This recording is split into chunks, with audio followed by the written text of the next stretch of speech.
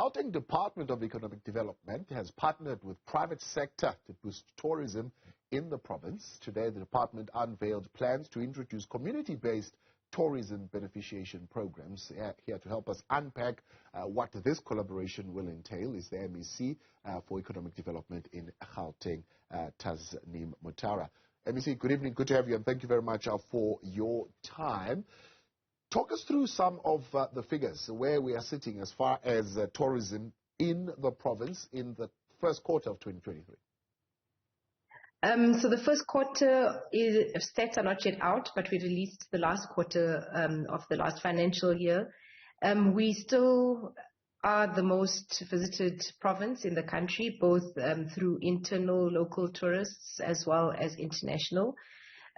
We received just in the quarter 2.9 million international visitors. Of those, 1.7 million were from the continent. And of course, that demonstrates that even in what is considered a low season for Gauteng, we still considered a destination of choice. Yeah. And are we able to harness that particular status into some kind of tangible economic activity for the province? Well, that's what we are trying to do now. Of course, we are also able to say how much contributes, for instance, in accommodation, bed nights, we refer to it as. Those figures gave us a contribution of 29 million rand. We're also able to say just about how much people are spending. But what we aren't able to say is exactly where they're spending it. That data we're still trying to mine. I think for us, we're trying to demonstrate that our townships, very small SMMEs, local experiences are still quite enticing for visitors to go and experience. So we're trying to drive those numbers into very localized experiences, so that we're able also to just demonstrate and just be able to pick up those figures of exactly where these people are going, where they are spending that money. So you are looking at then boosting investment by the private sector in what you call visitor economy infrastructure. Explain to me exactly what that is. So we're looking at developing different precincts around, especially our townships. So for instance, today we looked at facilities in Manziville as well as Kagiso. If you are in the West Rand area, it's got a lot of history. There are, for instance, the oldest Pentecostal church in Africa. It's in Manziville. We visited it today. We've done a little bit of restoration on the place, on the church. As you can well imagine, in 1917, it's really more than 100 years old. We also have other facilities that link to our history and heritage in that area. So we're looking at developing precincts, not only through contribution of provincial government funds, but also through the private sector, just to be able to boost that local economy. Of course, boosting the local economy means, which is a program we have running currently, is just developing skills for the entire tourism industry. So tour guides, accrediting them, training them. We're looking at a program of interpretation and interpreters, just to give bursaries, award bursaries in that instance. And then operationalizing and expanding other offerings in the tourism industry for skills development, just directly for the industry. So it can be as simple as the receptionist, which is not actually very simple. That is your first point of contact when you arrive at your destination, where you're going to reside and be accommodated. The experience that you have with the staff, with the chefs, with the kitchen staff, with your barristers, that experience is what will bring people back. It's what will keep people in Gauteng, and what will expand, obviously, through word of mouth, through the different platforms where people review the experiences, will drive those numbers into dedicated destinations like the one we showcased today. Yeah. And what is the trade-off here? I mean, for private sector players that would want to invest in these precincts? Well, importantly, we are able to contribute in terms of the skills development. So what you want is highly trained and relevant staff to be able to contribute to the overall experience. So the private sector has come on board. We'll be announcing the different initiatives. Some of them will even be announcing them within the next 2 weeks. Our partnerships with some of the private sector that have said that this is, for instance, what they need in terms of trained individuals in the sector. The trade-offs, I think, is about telling the story of South Africa to tourists, both internationally and nationally. And if they contribute directly, the fact is that in Gauteng, the highest figures are in Gauteng, and our experiences need to be sold. Of course, the economic spin-off of that is direct and indirect jobs. But the other economic spin-offs from that is the entire value chain. So you're looking at entertainment, the food industry, the beverage industry, accommodation, the transport and logistics industry, and then, of course, those that are able to manufacture and trade their wares. Yeah.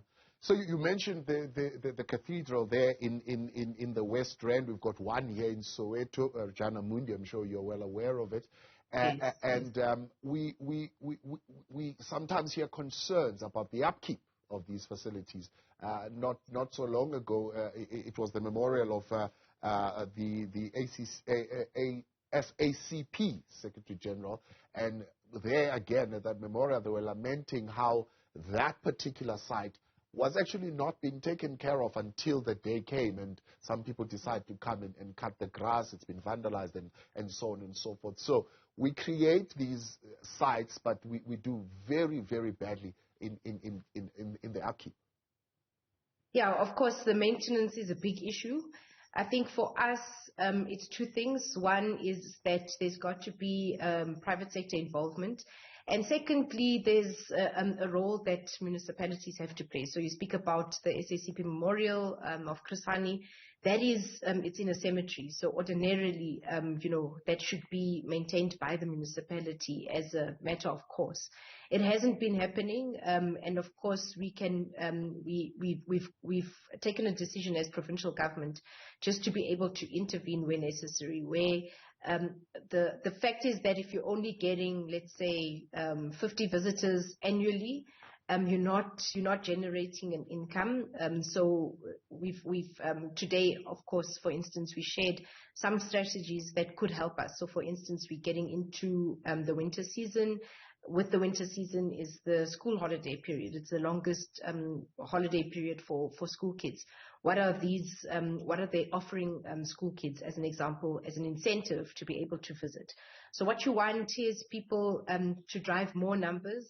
More numbers bring the contributions, and those contributions are ultimately able to self-sustain these. We are going to have dedicated conversations with municipalities where we feel they're not pulling their weight. Like I say, ordinarily some of these should be maintained by municipalities, especially if they are budgeted for. Right. I see you're wearing one of the T-shirts there that speaks to one of the programs that will be coming to Gauteng, which is part of what you're calling tourism beneficiation programs. These would include flagship events like the one. Tell us a little bit more about the cycle Tour de Cradle, I suppose is what it's called. Yes, so there's a 37.4 kilometer loop in the Cradle of Humankind. Cyclists that cycle there daily are very familiar with it. We started there this morning, and we're expanding that cycle loop by 15 kilometers. Secondly, a very interesting but very successful community project actually started there.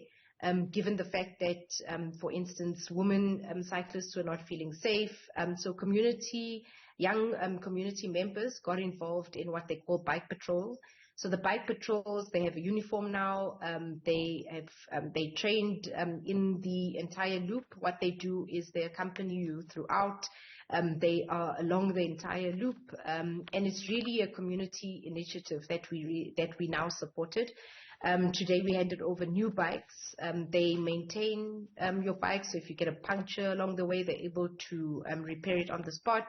They're able to guide cyclists, new and experienced, on the best routes for what you're looking for, and just the overall safety.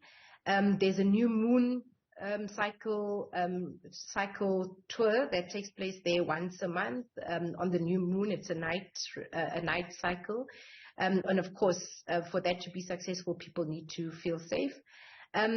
I think what we're wanting to do is, with the expansion of the cycle loop by 15 kilometers, we also want to register a competitive race in the Western Corridor. It's a beautiful scenic route. We believe that it can become an international race with all the compliance around the cycling as a sport. But on any given week, there's up to 4,000 cyclists that cycle there. From Monday to Monday. It's beautiful, it's scenic. We believe of an example such as that, an experience such as that, and of course, if you're bringing more people, you have economic activity along the way. It's very, very small currently, but we do believe there's a lot of potential to increase it. MEC, appreciate your time. Thanks so much for coming on and sharing that intervention with us. The Gauteng Economic Development MEC, Tasneem Motara.